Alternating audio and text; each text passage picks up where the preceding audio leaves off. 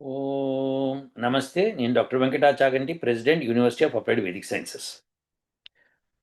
నా YouTube channel followers అందరికీ ఒక విజ్ఞప్తి చేయదలుచుకున్నాను. అదేమిటంటే, మన ఛానల్ ఇప్పుడు డాక్టర్ వెంకటాచాగంటి అన్న ఛానల్కి కొన్ని స్ట్రైక్స్ వచ్చినాయి. అంటే ఏంటంటే, యూట్యూబ్లో రమణానంద్ గారి మీద వీడియోస్ చేసినప్పుడు దానిలో రమణానంద్ గారు మాట్లాడిన వీడియోస్ నుంచి కట్ చేసి ఇందులో చూపించాను. అంటే ఆయన ఏం మాట్లాడాడు, ఏం చేస్తున్నాడు అని చూపించడానికి అవి చూపించాను. అది అలా చూపించకూడదు, అది కాపీ రైట్ అని చెప్పి వాళ్ళు కేసు వేశారు. అప్పుడు యూట్యూబ్ వాళ్ళు దాన్ని ఏం చేశారంటే ఏఐ ద్వారా, ఆర్టిఫిషియల్ ఇంటెలిజెన్స్ ద్వారా అది నిజమే, ఆ కంటెంట్ ఇందులో ఉందని తెలుసుకొని వాళ్ళు స్ట్రైక్ చేశారు. అలా 3 స్ట్రైక్స్ కంటే ఎక్కువైతే కనుక ఛానల్ని క్లోజ్ చేస్తారు. అలా నాకు అనేక స్ట్రైక్లు అయినాయి కాబట్టి ఈ ఛానల్ని గ్యారంటీగా 20th ఆఫ్ జూలై కల్లా క్లోజ్ చేస్తామని చెప్పి నాకు పంపించారు. సో ఈ లోపల మీరు యాక్సెస్ చేయలేమని. ఇప్పుడు కూడా ఈ వీడియో నేను అప్లోడ్ చేయగలుగుతానో లేదో తెలియదు. అప్లోడ్ చేయగలుగుతా అంటే మీరు వింటున్నారని అర్థం అనమాట. మరి ఎట్లా ఇది క్లోజ్ అయిపోతే ఎట్లా? మరి కంటెంట్ అయితే రావాలి కదా బయటికి. సో వేదాల గురించి, శాస్త్రాల గురించి చెప్పవలసిన వాడిని. సో అది చెప్పాలంటే ఎట్లా అనడానికి నాకు ఇదివరకు పాతది ఎప్పుడు వేదాస్ వరల్డ్ ఇన్కార్పొరేషన్ అని ఒకటి ఉంది. సో వేదాస్ వరల్డ్ ఇంక్ అని. సో ఆ దానిలో ఒకటి రెండు వీడియోస్ చేశాను. దానికి అసలు ఫాలోవర్స్ ఎవరు లేరు. దాన్ని అది కేవలము ఒక 220 మంది ఏమో ఉన్నారు. నిన్న మొన్న కూడా ఒక వీడియోస్ చేసి ట్రై చేశాను, అందులో పెట్టి ప్రయత్నం చేయడానికి. కొంతమంది మన యూట్యూబ్ ఫాలోవర్స్ వచ్చి చూశారు దాన్ని. సో అలా మీరందరూ కూడా ఆ ఛానల్కి వెళ్ళి చూస్తారని నేను విశ్వసిస్తున్నాను. మీకు ఇంట్రెస్ట్ ఉంటే వేదాలను, శాస్త్రాల మీద, ప్లస్ మీరు అడిగే ప్రశ్నలకి నేను జవాబు చెప్పాలి అంటే కూడా మరి యూట్యూబ్ ఛానల్ ఉండాలి కదా. సో అందుకని ఆ ఛానల్కి వెళ్ళాలని నేను రిక్వెస్ట్ చేస్తున్నాను. ఆ ఛానల్ ఏదో చూపిస్తాను ఒకసారి మీకు. మీరు ఇట్లా యూట్యూబ్కి వెళ్ళండి. ఫస్ట్ వెళ్ళి ఇక్కడ మీరు వేదాస్ వరల్డ్ ఇంక్, వేదాస్ వరల్డ్ ఇంక్, ఐఎన్సి. ఇది ఐఎన్సి కొట్టినా కొట్టకపోయినా వచ్చేస్తుంది వేదాస్ వరల్డ్ అని. సో ఇది కొడితే మీకు ఈ ఛానల్స్ ఓపెన్ అవుతాయి. ఇందులో వెంకటాచాగంటి మీరు చూస్తున్న ఛానల్ ఇది. సో అది కాకుండా వేదాస్ వరల్డ్ లింక్ ఇదనమాట ఈ ఛానల్. సో మీరు ఇక్కడ క్లిక్ చేస్తే మీకు దానిలో అది ఓపెన్ అయితే ఇప్పుడు దాకా చేసిన మొన్న రమణానంద్ మీద ఒక వీడియో చేశాను నేను. సో ఆయనకి శతప్రశ్న సరసంధానం అని చెప్పి నేను కూడా తయారు చేద్దాం అనుకున్నా ఆయనకి. ఆయనకి క్వశ్చన్స్ అనమాట. వేదాల్లో చతుర్వేద జ్ఞాన బ్రహ్మ అని చెప్పుకుంటున్నాడు కాబట్టి ఆయనకి 100 ప్రశ్నలు నేను వదలదలుచుకున్నాను. మొట్టమొదటి ప్రశ్న ఇందులో ఇందులో అడిగాను నేను. సో ఇది శక్తిపాతం రమణానంద్కి ప్రశ్న 1 అని. సో ఇది ప్రశ్న అప్పుడు పంపించాను. సరే ఈ ఛానల్‌లో మొన్న హోమం ఇక్కడ నరసింహ శర్మ గారు చేసింది కూడా ఇక్కడ పెట్టాను. సో ఇవి అప్పట్లో వీడియోస్ చేశాను. తర్వాత మన ఛానల్‌కి స్విచ్ ఆన్ అయిన తర్వాత అక్కడి నుంచి నంబర్ ఆఫ్ పీపుల్ పెరగటము. మనకిప్పుడు దాదాపుగా 50,000 దాకా యూట్యూబ్ ఫాలోవర్స్ ఉన్నారు. అయితే ఇప్పుడు ఆ ఫాలోవర్స్ ఉండడం వల్ల ఏమవుతుందంటే ఎవరన్నా ఎప్పుడన్నా ఏదన్నా చూడగలగడానికి అవకాశం ఉంటుందన్నమాట నేను ఏదైనా ప్రెజెంట్ చేసినప్పుడు. సో అందులో వేదాల గురించి, శాస్త్రాల గురించి చెప్పడము, హిందూ మతానికి అనవసరమైన గజ్జి ఏదైనా వస్తే దాన్ని తొలగించడానికి మలాం పెట్టడము, ఇవన్నీ నేను చేస్తుంటానన్నమాట. సో అది మీకు తెలిసిన విషయమే. ఏదన్నా సరే కరాఖండిగా వేదంలో ఉంది లేకపోతే లేదు అని ఖచ్చితంగా చెప్తాను. అది ఎవరైనా రమణానంద కానివ్వండి, చాగంటి కోటేశ్వరరావు కానివ్వండి, ఇంకెవరైనా కానివ్వండి. ఎవరైనా తప్పుగా వేదం విషయంలో తప్పుగా మాట్లాడితే ఖచ్చితంగా నేను ఖండిస్తాను. అది అది నా హక్కు, మనందరి హక్కు. సో వేదం భగవంతుడు ఇచ్చింది, దాన్ని మనం కలుషితం చేయకూడదు. ఏమవుతుందండి, రమణానంద చెప్పుకోనివ్వండి, ఆయనకి బిరుదులు వస్తే ఏంటి, ఏం రాకపోతే ఏంటంటే తప్పులేదండి. ఆయనకి ఇప్పుడు ఇంత పెద్ద పుస్తకం రాశాను, 4 వేదాల్లో నేను చతుర్వేద పరిష్కృత అని చెప్పి ఏదో బిరుదు పెట్టుకున్నాడు. సో ఏమిటంటే అందులో ఏదో 2 గీతలు లేవు, ఒకటే గీత ఉందని, తర్వాత ఏదో ప్రింట్ మిస్టేక్స్ ఉన్నాయని తెలుగులో చెప్తున్నాడు. ఆయన చేసిన పనికి ఆయన ఇంత పెద్ద లావు పుస్తకం తయారు చేసినందుకు ఆయనకి చతుర్వేద జ్ఞాన బ్రహ్మ అనే బిరుదులు, అవి కాకుండా ఇంకా ఇంకా ఏవో బిరుదులు ఉంటే ఒక వీడియో కూడా చేశాను బిరుదులు ఆయన మీద ఇన్ని ఉన్నాయని. సో ఇప్పుడేంటంటే ఆ బిరుదులన్నీ తప్పు బిరుదులు, అవన్నీ ఏంటంటే ఫేక్ బిరుదులు, అవన్నీ పెట్టుకోకూడదు మనిషి. ఆయన ఒకటి చెప్తాడు, ఇంకోటి చేస్తాడు, ఇంకోటి ఏదో అంటాడు. సో మనసులో ఒకటి ఉంటుంది ఆయనకి, ఒకటి నోటితో చెప్తాడు, ఇంకోటి చేస్తాడు. ఇప్పుడు ఆయన శిష్యులందరికీ ఏం చెప్తున్నాడంటే, మీరు ఎవ్వరు ఏమి మన మీద నెగిటివ్ వీడియోలు చేసినా పట్టించుకోవద్దు, వదిలేసేయండి, భగవంతుడికి అప్పచెప్పేసేయండి, ఆయనే చూసుకుంటాడు. అంటున్నాడు, కానీ కోర్టులో కేసులు వేస్తున్నాడు, యూట్యూబ్ స్ట్రైకులు చేస్తున్నాడు. సో ఇది చాలా దారుణం అనమాట. అంటే ఆయన మనసులో ఒకటి ఉంటుంది, నోటితో ఒకటి చెప్తుంటాడు, చేతలతో ఇంకోటి చేస్తుంటాడు. సో ఇవన్నీ ఆయనకి ఆ, వెన్నతో పెట్టిన విద్య. కాబట్టి అలాంటి వాళ్ళు ఆ, ఇప్పుడు ఓకేనండి, ఆయన వేదంలో ఇంత పుస్తకం రాశాడు, బాగానే ఉంది, ఏంటి అది తప్పేంటని ఆయన మహర్షి అని పిలిపించుకుంటున్నాడు. ఇవన్నీ తప్పులు ఎందుకు అవుతాయంటే, ఇమాజిన్ ఒక 500 సంవత్సరాల తర్వాత వేదాన్ని రమణానంద మహర్షి గారు పరిష్కారం చేశారు, వ్యాస మహర్షిలాగా. వ్యాస మహర్షి ఏం చేసిండో తెలియదు, కానీ ఈయన చేసిండు అని చెప్పి అంటారు. అంటే నష్టం ఏంటండి అని అనుకోవచ్చు. నష్టం చాలా ఉందండి. అదేంటంటే ఆయన పరిష్కారం చేసింది లేదు, పక్కన పెడదాం ఫస్ట్. ఆయన ఏదైనా తప్పులు చేస్తే తప్పులు దొర్లేస్తాయి ఇక ఫ్యూచర్లో. నంబర్ 1. నంబర్ 2, ఆయన దీంతో పాటు వేరే వేరే చిన్న చితకా పుస్తకాలు రాసి ఆయన ఛానల్లో వెబ్సైట్లో పెట్టుకుంటున్నాడు పీడిఎఫ్ ఫైల్స్. సో ఆయన సాయిబాబాని శివుడు అనేసాడు, సాయిబాబా అల్లా మాలిక్ అన్నాడు, ఈయన అల్లా మాలిక్ అన్నాడు. ఇవన్నీ పెడితే అందరు లాస్ట్కి ఏమనుకుంటారంటే, ఓహో వేదంలో అల్లా మాలిక్ ఉందని అనుకుంటారు. ఎందుకంటే వేదం చదవలేరు, ఇంకా చదవరు, ఇంకా అవసరం లేదు. రమణానంద మహర్షి చెప్పాడంటే అయిపోయింది. ఎలా అయితే ఈ రోజున శంకరాచార్య అని చెప్పాడని చెప్పి మధ్యలో చాలామంది కల్పితాలు రాసి పడేశారు. సో అలా రాసేస్తారు. అలా రాస్తే ఏమవుతుంది చెప్పండి, దరిద్రం పట్టేస్తారు. సో ఎప్పటికప్పుడు మనం దాన్ని ఖండించాలి. దాన్ని ఖండించడానికి ఒక సిస్టమ్ ఉంది, ఆ సిస్టమ్ ఫాలో కావట్లేదు వీళ్ళు. ఫర్ ఎగ్జాంపుల్, ఎవరన్నా కనుక యూనివర్సిటీలో పిహెచ్డి చేస్తూనో, లేకపోతే ఒక ప్రొఫెసరో ఏదైనా రీసెర్చ్ చేస్తున్నాడు అనుకోండి, ఆ రీసెర్చ్లో వచ్చిన రిజల్ట్స్ని ఆయన ఒక పేపర్ పబ్లికేషన్కి పంపిస్తాడు. పంపించినప్పుడు అదే ఫీల్డ్లో రీసెర్చ్ చేస్తున్న వాళ్ళు అది తప్పు ఒప్పు అని చెప్పి వాళ్ళు నిర్ణయిస్తారు. ఎందుకంటే వాళ్ళకి తోచినప్పుడు అది ఎట్లయింది, ఇది ఎట్లయిందని క్వశ్చన్స్ అడుగుతారు ఆయన బ్యాక్కి. అడిగితే ఆయన మళ్ళీ సమాధానం చెప్పుకోవాలి. చెప్పుకున్న తర్వాత yes we are satisfied, his research is correct అని చెప్పి వీళ్ళు 5గురు ఒప్పుకున్న తర్వాత అది పబ్లిష్ అవుతుంది. ఒక మాట ముగ్గురు ఉంటారు. It all depends. మరి ఇప్పుడు ఈయన చతుర్వేద పరిష్కృత అనడానికి వేదాలు నేర్చిన ఘనపాఠీలు, తర్వాత వేదాలు నేర్చిన మరి పురోహితులు, వీళ్ళందరూ ఇంతమంది ఉన్నారు కదా. వీళ్ళతో ఎవరికైతే బోత్ స్వరపాఠము అర్ధపాఠము తెలుసో, అలానే ఎవరైతే వేదమంత్రానికి అర్థం చెప్పగలుగుతారో అలాంటి వాళ్ళందరినీ గ్యాదర్ చేయాలి.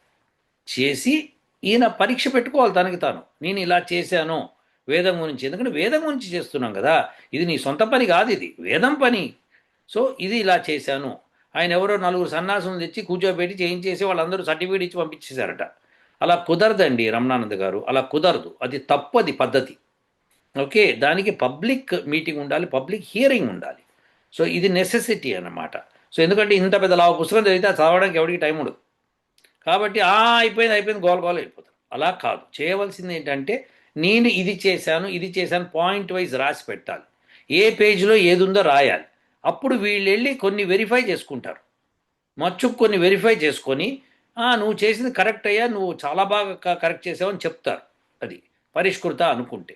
మరి చతుర్వేద జ్ఞాన బ్రహ్మ అంటే మరి 4 వేదాలు తెలిసిన జ్ఞాన బ్రహ్మ ఆయన అన్నప్పుడు ఆ వేదం నుంచి ప్రశ్నలు అడుగుతాం, దానికి సమాధానం చెప్పాలి.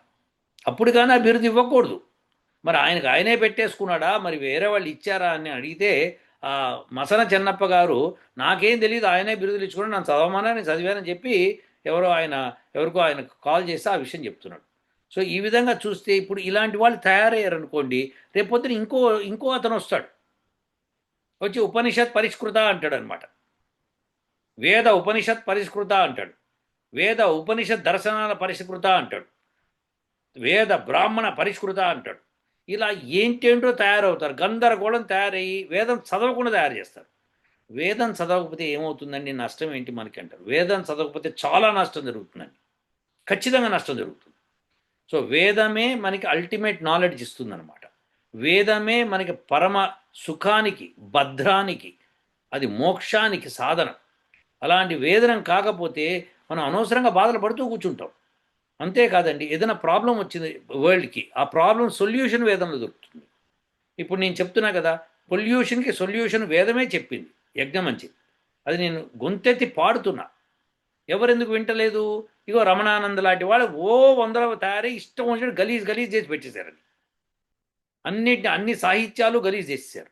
దాంతో మీకు అందరికీ కన్ఫ్యూజన్ వచ్చేస్తుంది, ఏది నిజం ఏది అబద్ధం తెలియట్లేదు.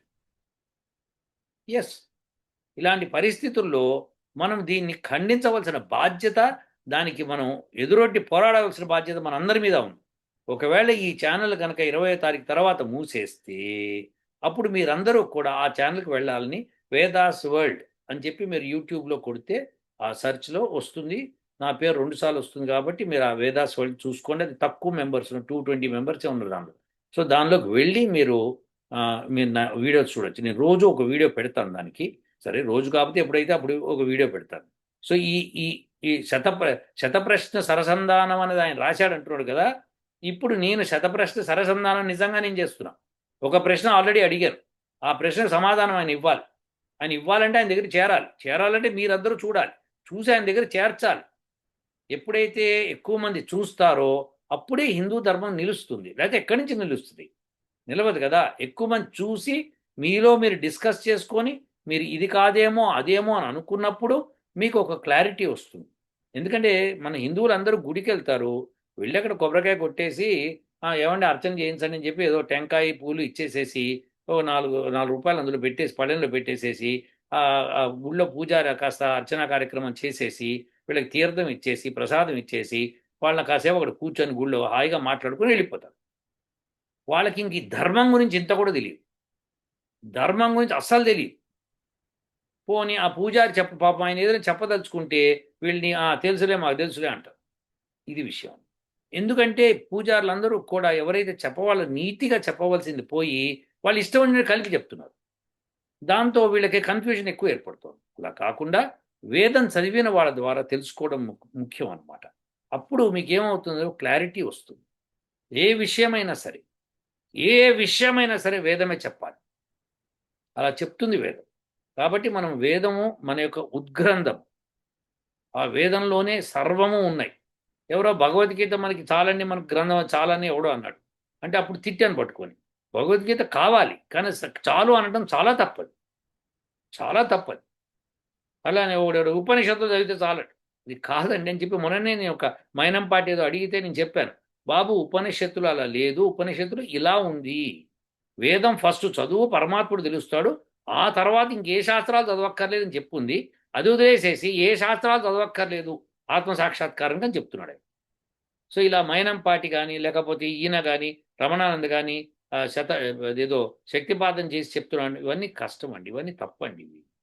ఓకే, ఇవన్నీ ఏంటంటే బుద్ధి తక్కువ ఉన్న వాళ్ళకి బాగుంటాయి, అదేంటి వినిపి హాయిగా ఉంటుంది, అబ్బో ఏదో అద్భుతం జరుగుతుంది.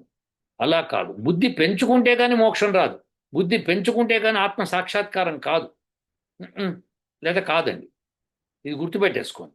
ఆత్మ సాక్షాత్కారం అయిన వాళ్ళు బిరుదులు పెట్టుకోరండి, ఎట్టి పరిస్థితుల్లో బిరుదులు పెట్టుకోరండి. ఆత్మ సాక్షాత్కారం అంటే ఏంటో చెప్పనా అండి? మీకు పరమాత్మ, ఈ సృష్టి చేసిన పరమాత్మ ఇందుగలడందు లేడని సందేహంబు వలదు, ఎందెందు వెతుకు చూచినా అని చెప్పి మనకుంది. అంటే ఎక్కడ ఏ ఆటంలో ఏ మాలిక్యూల్లో ఎక్కడ చూసినా ఎలక్ట్రాన్స్ నుంచి ప్రోటాన్స్ నుంచి న్యూట్రాన్స్ నుంచి ఫండమెంటల్ పార్టికల్స్ నుంచి అన్నిటిలోనూ ఈ శూన్యంలో కూడా నిండిపోయి ఉన్న పరమాత్మ ఆయన దొరికిన తర్వాత మీకు ఇంకా ఈ ప్రపంచంలో ఇంకొకటి కావాలి అని ఆశించడు ఎవడు. For sure.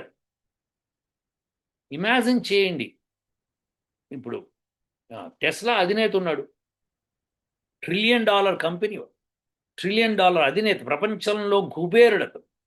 రోడ్డు మీద వెళ్తున్నాడు, 10 పైసలు కింద పడి ఉన్నాయి, అది 10 పైసలతో నా అకౌంట్లో ఇంకాస్త చేరుతుందని ఎత్తుకుంటాడా? చెప్పండి. ఎత్తుకుంటాడేమోనండి, మనకు తెలియదు. ఎందుకు ఎత్తుకుంటాడండి? ఎట్టి పరిస్థితుల్లో ముట్టాడు, అసలు అటువైపు దృష్టి ఎవడు నేల మీద ఉండదు. సో పరమాత్మ సాక్షాత్కారం అయిన తర్వాత శరీరానికి సుఖం కావాలని కూడా ఎవడు కోరుకోడు, అవసరం లేదనమాట. ఎందుకంటే సుఖం, పరమాత్మ దర్శనమే సుఖం అయిపోతుంది అనమాట. ఇది కావాలి అది కావాలి నీకు అన్ని అసలు ఏ మాట మంతి ఉండదు. అందుకని అలాంటిది ఆత్మ సాక్షాత్కారం. అది కాకుండా ఇంకా ఏవో మాట్లాడితే ఇంకెవరేం చెప్తారు చెప్పండి? మనలాంటి వాళ్ళకి, అవరులకి, అంటే మనకు తక్కువ జ్ఞానం ఉన్న వాళ్ళకి, మనకి ఏవో కోరికలు ఉంటాయి, అవి కావాలి ఇవి కావాలని. కానీ పరమాత్మ సాక్షాత్కారం పొందిన తర్వాత ఎట్టి పరిస్థితుల్లో ఇది కావాలి అది కావాలని అడిగిన వాడు ఇంత మటుకు హిస్టరీ ఆఫ్ యూనివర్స్లో లేవు. ఇంకా బిరుదులు ఏంటండి నాకు అర్థం కాలేదు. అసలు చాలా తప్పు ఇది. ఏదో జరుగుతోంది, ఏదో ఫేక్ జరుగుతోంది. మొత్తం అందరూ కలిసి గూడుపుటాన్ని ఏదో జరుగుతోంది అక్కడ ఫర్ ష్యూర్. అది కూడా వేదం మీద జరుగుతోంది. నా బాధ ఏంటంటే ఆయనకి ఫాలోవర్స్ ఉన్నారు, వెరీ గుడ్, నమస్కారం, గ్రేట్, ఉండాలి. కొంతమంది ఫాలోవర్స్ మీకు ఉన్నారు, వెరీ గుడ్. మీరు వాళ్ళ దగ్గర డబ్బులు తీసుకుంటున్నారు, మీరు పెట్టుకున్నారు, గ్రేట్. మీరు 280 ఎకరాలు కొన్నారు, గ్రేట్. మీరు ఆశ్రమం నెలకొల్పారు, గ్రేట్. బంగారు శివలింగం పెట్టారు, గ్రేట్. అన్నీ గ్రేట్. కానీ చతుర్వేద జ్ఞాన బ్రహ్మ ఇలాంటివి కూడనే కూడదు. మీరు ఎట్టి పరిస్థితిలో కూడదు. దానికి మేము ఖచ్చితంగా ఖండిస్తున్నాను. నేను సుప్రీంకోర్టు దాకా వెళ్ళినా వెళ్తాను. లేదు ఆయన పరీక్ష నిలబడమని, తప్పదు. ఇలాంటి బిరుదులు, వేదం మీద బిరుదులు ఇవ్వడానికి వీల్లేదు. ఖరాఖండిగా చెప్తున్నాను నేను ఈ విషయాన్ని. నేను ఎప్పుడో ఒకప్పుడు రంగంలో దిగి సుప్రీంకోర్టు దాకా వెళ్ళి ఆ బిరుదును లాగేసేదాకా ఊరుకోని. సో దయచేసి ఎవరైతే అది చేస్తున్నారో అలాంటి పనులు చేయకండి. తప్పు. వేదానికి సంబంధించి అలాంటి మాటలు మాట్లాడకూడదు. వేదం ఉత్కృష్టము, పరమ పవిత్రము, అంతకు మించిన ధర్మం లేదు. ప్రపంచంలో వేదాన్ని మించిన ధర్మం లేదు. అలాంటిది శ్రీరామచంద్రుడు పాటించింది వేద ధర్మం. అలాంటి శ్రీరామచంద్రుడు వేదాన్ని పాటించాడు కాబట్టే ఆయనైనా వేదమైనా ఒకటే అన్నట్టుగా చెప్పుకుంటారు జనాలు. సో అలాంటి వేదం, శ్రీకృష్ణుడు వేదాన్ని సాక్ష్యంగా తీసుకొని పరిపాలించాడు. అన్ని విషయాలు వేదాన్ని సాక్ష్యంగా తీసుకొని చెప్పాడు. వ్యాస మహర్షి, శంకరాచార్యులు, మహర్షి దయానందులు వారు అందరూ కూడా వేదాన్ని గురించి చెప్పారు. వేదమే పరమ పవిత్రమైంది, దాన్ని మనం అందరం ఫాలో కావాలి, ఎట్టి పరిస్థితుల్లోనే ఉపేక్ష చేయొద్దు. అలా చేసేవాళ్ళు నాస్తికులు. వేదం గురించి తప్పుగా మాట్లాడేవాళ్ళు నాస్తికులు. వేదం బిరుదులు పెట్టుకునేవాళ్ళు నాస్తికులు. ఎవరన్నా చతుర్వేద బ్రహ్మ అని వ్యాస మహర్షికి పెట్టారండి? ఒకసారి ఆలోచించరు గాక. వ్యాసుడు అని పెట్టారు. వ్యాసం చేశాడు అంటే డివైడ్ చేశాడు, వాటిని చక్కగా వాటన్నిటిని సెపరేట్ చేసి పెట్టాడు అని చెప్పడం అనమాట. సో వ్యాసం చేశాడు అంటారు. అలా చెప్తారు కానీ చతుర్వేద బ్రహ్మ అని ఆయనకి లేదు ప్రేయర్. బ్రహ్మ అంటే 4 వేదాలు తెలిసిన వాడనే అర్థం. ఇంకా మళ్ళీ చతుర్వేద బ్రహ్మ ఏంటి? ఏమిటి అసలు అది? ఇప్పుడు చతుర్వేద జ్ఞాన బ్రహ్మ, మళ్ళీ మామూలు కూడా కాదు. బ్రహ్మ అంటే 4 వేదములు తెలిసిన వాడిని బ్రహ్మ అంట. ఇది డెఫినేషన్ ఆఫ్ బ్రహ్మ. మరి అలాంటప్పుడు చతుర్వేద జ్ఞాన బ్రహ్మ ఏంటి అంటే ఎంత అజ్ఞానం ఉందో చూడండి అందులో. సో ఇలాంటి వాటిని మనం ఖండించి తీరాలి. ఆయన పర్సనల్ మ్యాటర్ మాకు సంబంధం లేదు. వాళ్ళ కూతురికి శక్తిపాతం ఇచ్చాడు, ఆయన శక్తిపాతం తీసుకున్నాడు, ఇంకోవరకు ఇచ్చాడు, ఫైన్. మీ అందరూ హ్యాపీస్, we don't have any problem. కానీ వేదం జోలికి వస్తే మటుకు తప్పు అవుతుంది. దయచేసి మీరు పరీక్షగా నిలబడిన రమణానంద్ గారు, లేదు నేను అడిగే ప్రశ్న అన్నిటినీ, ఒక ప్రశ్న అడిగారు, రెండో ప్రశ్న ఇంకో రోజు అడుగుతాడు. అలా నేను ప్రశ్న అడుగుతూ పోతా 100 ప్రశ్నలు వస్తాయి. ఆ 100 ప్రశ్నకి సమాధానం మీరు చెప్పండి, మీరు చతుర్వేద జ్ఞాన బ్రహ్మ అన్న బిరుదు తీసుకున్నది. సో అందుకని దయచేసి అందరూ కూడా, ఒకవేళ ఈ యూట్యూబ్ ఛానల్ క్లోజ్ అయిపోతే 20వ తారీఖున క్లోజ్ అయిపోతుందని అంటున్నాడు. కాబట్టి క్లోజ్ అవుతే నాకు తెలియదు, నేను అప్లై చేశాను, వాళ్ళు పట్టించుకోరు దాన్ని. ఎందుకంటే నిజంగానే ఆయన కంటెంట్ తీసుకొచ్చి ఇక్కడ పెట్టి ఈయన ఇట్లా అన్నాడని నేను చెప్పాను. అది సాక్ష్యం కావాలి కాబట్టి అది తీసుకొని చెప్పాను. ఆయనది ఏదో తీసుకొని నేనేదో బాగుపడదామని కాదు కదా.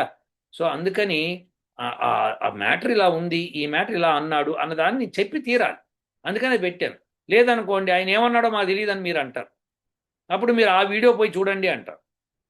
అది అది మీకు డబల్ పని అవుతుంది. అందుకని నేను కట్ చేసి పెట్టాను. దానికి ఎవరో సలహా ఇచ్చారు, అలా కాదండి ఈసారి ఆడియో పెట్టండి సరిపోతుంది, ఆయన మాట అందరికీ తెలుసు కదా, ఆ ఆడియో కూడా టోన్ మార్చి కొద్దిగా పెట్టండి, అప్పుడు వాళ్ళకి ఏ రికగ్నైజ్ చేయదు, మీకు అలా నడిచిపోతుందని ఏదో చెప్తున్నారు. సో అవన్నీ కరెక్టే అనుకోండి, కానీ వాస్తవం ఏంటంటే మీకు తెలవాలని చెప్పి పెట్టాను. సో ఇప్పుడు చాలామందికి ఆల్రెడీ తెలిసిపోయింది రమణానంద్ ఏం చేస్తున్నాడని. సరే ఆయన భక్తులు అయితే మూఢంగా అట్టనే ఉంటారు, ఉండాలి కూడా, కొంతమంది మూఢ భక్తులు ఉంటారు, అది ఓకే ఫైన్. బట్ వేదం గురించి మటుకు మాట్లాడకు. వేదం గురించి మాట్లాడేవాడు ఎవడైనా సరే తప్పు చేస్తున్నాడు అని లెక్క అన్నమాట. ఎందుకంటే వేదం గురించి మాట్లాడేటప్పుడు పరమ పవిత్రమైన కార్యం అది. వేదం చదివి చెప్పాలి. వేదం చదవకుండా నీ ఇష్టమైన మాట్లాడతావు ఏంటి? ఇంకో వాళ్ళ భక్తురాలు అడుగుతుంది ఏమనంటే, ఆయన చతుర్వేద పరిష్కృత, ఆయన 4 వేదాలు అట్లా రాయగలుగుతాడు తప్పులు అంటారు. అసలు నీకు తప్పేదో నీకే తెలియదు. తెలవకుండా నువ్వు ఆయన తప్పులు సరి చేశాడు నువ్వు ఎట్లా అంటావు? ఫస్ట్ నీకు తప్పులు అంటే ఏంటో తెలవాలి. తప్పులంటే ఏంటో తెలియకుండా నేను పరిష్కరించాను అని చెప్పడం తప్పది. అచ్చు తప్పులు పడినాయి అనుకోండి, ఏ పుస్తకంలోనన్నా ప్రింటింగ్ మిస్టేక్స్ వస్తాయి. మరి ప్రింటింగ్ మిస్టేక్ వస్తే వేదన తప్పైపోతుంది కదండీ! గురువుల నుంచి శిష్యుల దాకా గురు పరంపర ద్వారా వచ్చిన వేదాలు ఎప్పుడూ తప్పేమన్నా పలికితే గనక గురువు శిక్షిస్తాడు. లేదురా బాబు ఇట్లా కాదు, ఇట్లా చేయాలని చెప్తాడు. సో, అలా అని వేదంలో అచ్చు తప్పు పడింది అని మనం తెలుసుకుందుకు కూడా పాణిని అష్టాధ్యాయి చదివితే దాన్ని ఎట్లా అప్లై చేయాలో తెలుస్తుంది మనకి. ఎక్కడ తప్పిపోయిందో అర్థమైపోతుంది. ఒక మాట గాయత్రి ఛందస్సు 24 అక్షరాలతో ఉండాలి. అదో మాట 23 అక్షరాలు ఉంటుంది. కానీ ఛందస్సు గాయత్రి అని పడేస్తారక్కడ. ఎందుకంటే సామాన్యంగా గాయత్రి కదా అని. అయితే కాదు, అది నిశ్రుతి గాయత్రి అని చెప్పాలి మనం. అది నిశ్రుతి గాయత్రి అని చెప్పినప్పుడు 23 అక్షరాలు ఉంటాయి. సరే, అలా కొన్ని కొన్ని భేదాలు ఉంటాయన్నమాట. సో, ఉన్నప్పుడు అది యాజ్ ఇట్ ఈస్‌గా రాయాలి. రాయకపోతే అది తప్పవుతుంది. సో, అది ఎవరైనా తెలుసుకుంటారు. నంబర్ ఆఫ్ అక్షరాలు తెలుసుకొని చదివితే చూస్తే తెలిసిపోతుంది. తెలిసిపోతే గనక ఓహో! ఇది పొరపాటున గాయత్రిని పడిందని తెలుసుకుంటారు. సో, అలా కాకుండా మంత్రంలోనే తప్పు పడిందనుకోండి అచ్చు, ఒక అచ్చు బదులు ఇంకో అచ్చు పడిందనుకోండి, ఎలా పడుతుందిది అని అనుకున్నప్పుడు దానికి పాణిని అష్టాధ్యాయి మొత్తం చదివి ఓహో! ఇక్కడి నుంచి ఈ పదం ఇలా వస్తుంది కానీ ఇలా రాదు కదా! కాబట్టి ఇక్కడ తప్పయింది అని గ్రహించుకుంటారు. సో, దానికొక సాధన ఉంది. 11 వికృతులు మెథడ్స్ ఆఫ్ చాంటింగ్ ఉంది. 11 వికృతులున్నాయి. ఆ వికృతులు తెలుసుకుంటే మీకు ఆటోమేటిక్‌గా తెలుస్తుంది. సో, దానికి ఒక కథా కమామీష్ ఉంది. దానికో పెద్ద రీసెర్చ్ వర్క్ ఉంటుంది. దానికో నెట్‌వర్క్ ఉంటుంది. ఈయనేదో చెప్పేసి ఏదో చేసేసాను అంటే నాకేం ప్రాబ్లమ్ లేదు. ఆయనకి తెలిసిందనుకోండి, ఆ జ్ఞానం ఆయనకుందనుకోండి, శబ్బాష్! మనకి ఇంకేం కావాలి? ఆయన మహర్షి అని నేను అంటా అప్పుడు. కానీ దానికి పరీక్ష నిలబడమనండి. మహర్షి దయానంద సరస్వతి గారు మొత్తం భారతదేశంలో, నార్త్ ఇండియాలో మొత్తం తిరుగుతూ ప్రతి చోట ఆయన శాస్త్రార్థం చేశాడు. చేసి అక్కడ పండితులను ఓడించి వాళ్ళకి ఇగో ఇది కరెక్ట్ అని చెప్పే వచ్చాడు. అలా అని శంకరాచార్యుడు కూడా నార్త్ ఇండియా అంతా తిరిగి బౌద్ధుల్ని ఓడించి వాళ్ళని పంపించేశాడు దేశం నుంచి. ఎందుకంటే దేశ బహిష్కరణ జరిగింది. రాజు పంపించేశాడు. ఈయన పంపించకపోయినా ఈయన ఏమొద్దన్నాడు. ఉండనివ్వండి, మీరు మా మతంలో చేరమంటే వారు చేరమన్నారు. అంత అంత ఈగో అనమాట. వాళ్ళు తప్పని తెలిసినా కానీ చేరలేదంటే ఎంత ఈగోనో చూడండి. వాళ్ళకే అంత ఉన్నప్పుడు రమణానందకు ఉండదా? రమణానంద శిష్యులకు ఉండదా? చెప్పండి. కానీ మన వేదం జోలికి రాకూడదు. వేదము పరమ పవిత్రమైంది. వేదాన్ని కాపాడవలసిన బాధ్యత మనందరి మీద ఉంది. ప్రతి భారతీయుడి మీద, ప్రపంచంలో ప్రతి వ్యక్తి మీద ఉంది. కాకపోతే వాళ్ళందరికీ తెలియదు. సో, అలానే మీకు తెలియకుండా పోతుందేమో అని భయం నాకుంది. సో, తెలుసుకోండి. దయచేసి వేదం అంటే ఏంటో తెలుసుకోండి. దానికోసం వెంకటాచార్యుని కంకణం కట్టుకుని దేర్‌ఫోర్ మీరు కూడా నాతో పాటు వస్తే మీకు కొన్ని వేద విషయాలు, రహస్యాలన్నీ చెప్తూ ఉంటాను. మీరు కూడా వినొచ్చు. ఒకవేళ ఈ ఛానల్ క్లోజ్ అయితే వేదాస్ వరల్డ్ ఇంక్ అని చెప్పి ఐఎన్‌సి, ఇంక్ అంటే ఐఎన్‌కే కాదు, ఐఎన్‌సి ఇన్కార్పొరేషన్ అనమాట అది. ఇంక్ అని. సో, అది మీరు యూట్యూబ్‌లో కొడితే కనుక వస్తుంది. మీరు ఆ ఛానల్‌కెళ్ళి అక్కడ మీరు గనక సబ్స్క్రైబ్ చేసుకుంటే మీకు ఆటోమేటిక్‌గా అక్కడ వీడియోస్ మీకు వస్తూ ఉంటాయి కాబట్టి మీరు చూడొచ్చు. అందుకోసమని నా యొక్క యూట్యూబ్ ఫాలోవర్స్ అందరికీ మీ యొక్క ప్రోత్సాహంతో ఎన్నో వీడియోలు చేశాను. మీ ప్రశ్నలకి జవాబులిచ్చాను. మీకు నచ్చిందా? నచ్చలేదా? కాదు. వేదం ఇట్లా చెప్తుంది. అంతవరకే నా పని. ఒక మాట నచ్చకపోవచ్చు మీకు సమాధానం. Fine with me. నా ప్రశ్న అది కాదు. వేదం ఇలా ఉంది. వేదం ఇలా చెప్పింది. ఇలా చెప్పినప్పుడు నేను అదే చెప్తా. పొరపాటు ఎక్కడైనా చేశాననుకోండి, వేదం అలా చెప్పకపోయి నేను చెప్పాననుకోండి, నేను క్షమాపణ అడుగుతా. ఎందుకంటే తప్పు. వేదంలో లేనిది నేను చెప్పకూడదు. నా ఊహ ఉండకూడదు. వేదంలో ఇలా ఉందా? ఇలా ఉంది. బాబు వేదం ఇలా ఉంది. మరి అది కరెక్టా కాదా అంటే తర్వాత సంగతి. కరెక్టే. వేదం ఎప్పుడు కరెక్టే. కాబట్టి అది మీరు అర్థం చేసుకుందుకు టైం తీసుకుంటారు. నాకు కాదు. నేను ఆల్రెడీ అది కరెక్ట్ అని నమ్మి దాన్ని మీకు అందరికీ ప్రచారం చేస్తాను. కాబట్టి నేను ఇంతమంది ఋషుల పేర్లు చెప్పాను. వాళ్ళందరూ నమ్మి, వాళ్ళందరూ ముద్ర వేసిన ఆమోద ముద్ర వేసిన తర్వాతే నేను కూడా చదివి, నేను కూడా తెలుసుకుంటూ మీకు చెప్తున్నాను. సో, అందుకని మీరు కూడా దయచేసి వేదాల వైపు వెళ్ళండి.